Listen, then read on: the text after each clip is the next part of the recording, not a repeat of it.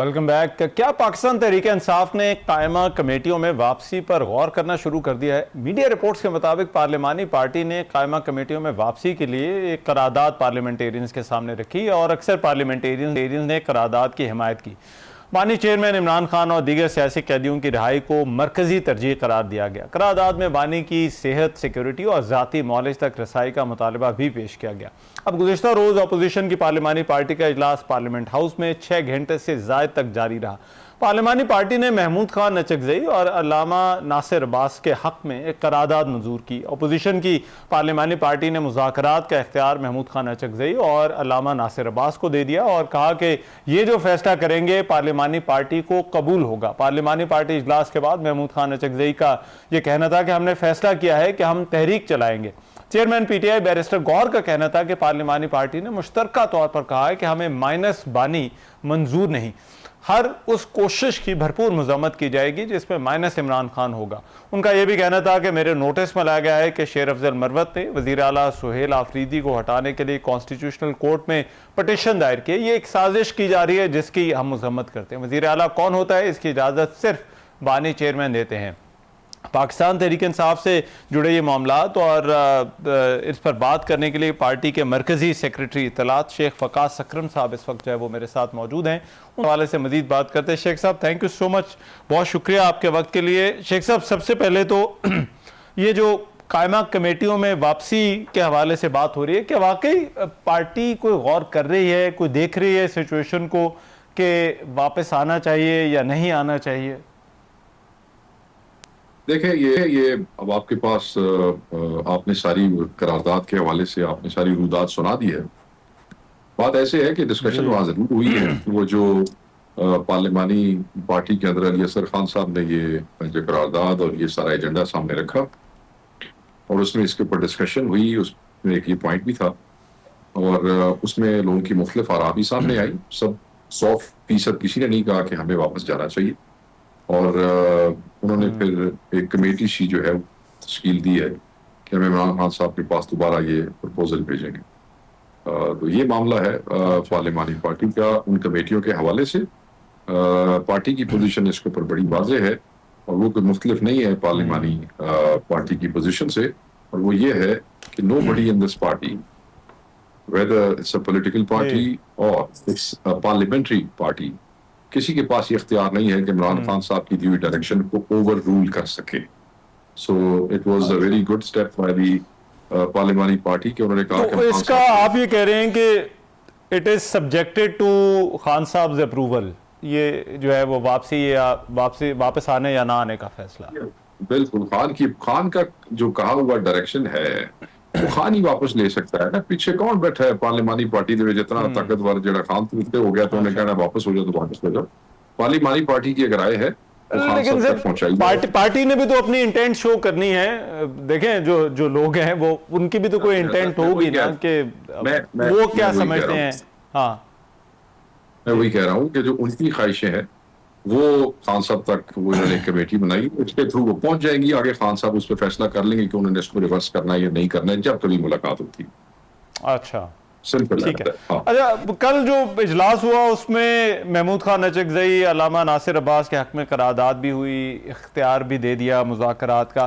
जब हम ये कहते हैं कि मुज़ाकरात करने का इख्तियार दे दिया, तो शेख साहब अभी पार्टी के अंदर क्या थिंकिंग है? पार्टी किन टर्म्स ऑफ रेफरेंस के ऊपर, किन कंडीशंस के ऊपर क्या मुज़ाकरात करना चाहती है? जी देखिए, मैं आपको बताता हूँ, मुझे तो देखे ना, I am the party as information secretary, so I will tell you what party का ओपिनियन है। जी, और पार्टी का वही ओपिनियन है जो इमरान खान की डायरेक्शन है। It can be nothing but that, and वो ये है, इमरान खान साहब का जो मैसेज आया अंदर से उसमें चीजें बड़ी वाज़ेह है, जिसमें उन्होंने नचकज़ई साहब को ऑलरेडी और राजा नासिर साहब को ये इख्तियार दिया है। तो पार्लियामानी पार्टी ने उस इख्तियार की तौसीक की होगी ऑब्वियसली कि जी खान साहब ने कहा है जी असी भी राजी हैं इस गल ते। ऑब्वियसली जब खान साहब इख्तियार दे चुके हैं उनको ये बात करने का, तो उन्हें ये इख्तियार और किसी से तो नहीं लेना, ठीक है ना सर? तो आई डोंट नो ये आपके पास इस चीज का मतन कैसे आया है, क्योंकि मुज़ाकरात जो है उनकी परमिशन या मुफाहमत जिसे हम कहते हैं, मुफाहमत एंगेजमेंट मुज़ाकरात एक ही चीज है ना सर। वो खान साहब ऑलरेडी उनकी डिस्कशन पे छोड़ चुके हैं कि जी तुसी मुज़ाहमत करनी है, या मुफाहमत करनी है, ਇਹਦਾ फैसला ਤੁਸੀਂ ਦੋਵੇਂ बुजुर्ग आपस में कर लें। ठीक हो गया सर।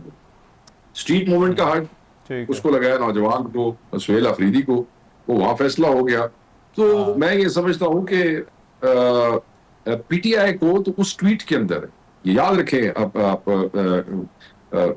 कि वाज़े तौर पे खान साहब ने रोका है कि Pakistan Tehreek Insaf will not indulge in any engagement और नेगोशिएशन विद फॉर्म 47 की हुकूमत से।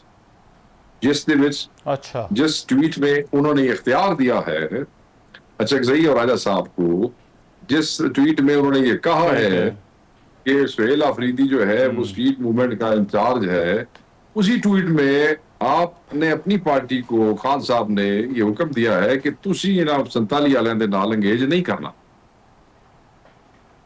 सो इन्होंने अपनी जो भी इंटेंट है, तमाम एमएनएज ने 6 से 8 घंटे की मीटिंग हुई और बड़ी अच्छी मीटिंग हुई। एक एक एमएनए को बोलने का मौका मिला, खुल के लोगों ने दिल की बात की है। अचकजई साहब मौजूद थे, राय साहब मौजूद थे, इन्होंने अपने दिल की बात, नुक्ते नकात जो आप मुझसे पूछ रहे हैं वो सारे उनको बता दिए हैं और अब वो उस पर आगे बात कर सकते हैं। ठीक है। अब लेकिन अब आपने ये तो बात कर दी कि हुकूमत से कोई बात नहीं होगी। अब हुकूमत से जब बात नहीं होगी तो फिर तो सारी चीजें, देखिए शेख साहब, आपका वो फैसला पार्लिमानी कमेटियों वाला वो भी इससे जुड़ा था, पार्लिमान के अंदर क्या किरदार होना चाहिए वो भी जो है वो इससे जुड़ा था। सो हम एक बेस लाइन आप सेट कर रहे हैं कि ये जो गवर्नमेंट है इससे कोई एंगेजमेंट जो है नहीं होगी, तो फिर मैं ये समझना चाहता हूँ कि ये जो बातचीत या मामलात वाली बात है ये आगे कैसे चलेगी। जी सर, आप बताइए सर, बताइए। हाँ जी जी सर, मैंने ये कहा कि खान साहब ने जहां पीटीआई को रोका वहां ये इख्तियार पीटीआई की बजाय अचकजई साहब को और राजा साहब को दे दिया। अच्छा, कि you can decide either you want to protest okay और you want to engage, keeping in view हालात। आप जो फैसला करना चाहते हैं आप कर लें और आप मुफाहमत करना चाहते हैं तो उसकी डिस्क्रेशन है आपको। खान ने अथॉरिटी दी है उनको, खान ने हमें रोका बट द सेम टाइम उनको कहा कि आप कर सकते हैं अगर आप बेहतर या मुनासिब समझते हैं तो। ठीक, हाँ ठीक है। अच्छा शेख साहब, एक और इशू जो कल से आया हुआ है मीडिया में भी, वो शेर अफजल मरवत की कॉन्स्टिट्यूशनल कोर्ट में पिटीशन है, ये आपके ख्याल में क्या हो रहा है? नहीं सर, शेर अफजल साहब is not part of the party any more, जिस बात का वो खुद टीवी के भी कई दफा इकरार कर चुके हैं और उसके ऊपर वो चीजें सारी ऑन रिकॉर्ड है, आपके सामने है। अब उसमें ये है कि उन्होंने, क्योंकि कल से यही चीज डिस्कस हो रही है हर जगह, उन्होंने एक पिटीशन की है। उस पिटीशन के बाद नेचुरली लोगों की तवज्जो जो है वो अली अमीन खान की तरफ हुई और अली अमीन खान ने फौरन जैसे ही वो पिटीशन की कॉपी बाहर आई उससे लातल्लुकी जो है वो उसका ऐलान किया। उन्होंने कहा कि ना मेरा इससे कोई ताल्लुक है और ना मेरा इससे कोई अमल दखल है और मैंने जो भी रेजिग्नेशन वाली हिदायत थी खान साहब की, मैंने उसके ऊपर अमल किया। अल्लाह खैर से उन्होंने अपने आप को डिसएसोसिएट कर लिया इस सारी इशू से। अच्छा, राइट। तो इससे बढ़कर आपको लगता है इसमें कुछ नहीं है? सर देखो, साढ़े जिले वकला ने, जो साढ़े पार्टी के वकला ने, लीगल कमेटी है ना जिसको सलमान अकबर राजा साहब हेड करते हैं, उसमें बहुत से वकील बैठे हैं। उनकी ओपिनियन तो ये है कि इट्स नॉट मेंटेनेबल।